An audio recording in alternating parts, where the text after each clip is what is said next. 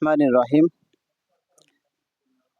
আমরা অধিকাংশ ঘরগুলোতে বিড়াল পশু পুষে থাকি।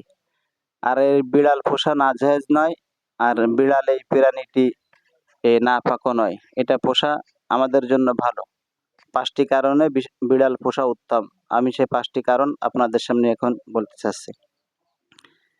বিড়াল ঘরে ফেরেশতা আনে, মানে যে ঘরে বিড়াল অবস্থান করে ওই ঘরে ফেরেশতা আসে বিড়ালের কারণে। 2 নম্বরে রাসূল সাল্লাল্লাহু আলাইহি সাল্লাম বিড়ালকে পছন্দ করতেন। তার মানে আল্লাহ রাসূল সাল্লাল্লাহু আলাইহি সাল্লাম যেটাকে পছন্দ করতেন সেটা আমাদের জন্য করণীয় বা ভালো। সেটা আমরা যদি করি সেটা আমাদের জন্য ভালো হবে। 3 নম্বরে বিড়াল নাপাক প্রাণী নয়, বিড়াল পাক প্রাণী। এটা তাহলে আমাদের ঘরে রাখা উত্তম, সমস্যা না।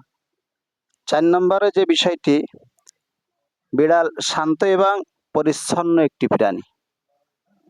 5 নম্বরে বিড়াল মানুষের ঘরকে জিন ও খারাপ জিনিস হতে রক্ষা করে।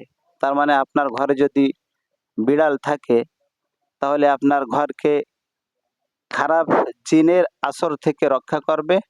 আর আপনার ঘরে বিড়াল অবস্থান করার কারণে খারাপ জিনগুলো আপনার ঘরে অবস্থান করতে পারবে না, আসতে পারবে না। তো আমরা এই কথা থেকে এটাই বুঝতে পারলাম যে বিড়াল আমাদের প্রত্যেক ঘরে আমরা যদি পুষি বা রাখি তাতে আমাদের জন্য ভালো হবে। আমরা সকলেই বিড়ালকে ভালোবাসার মহব্বত করার চেষ্টা করি।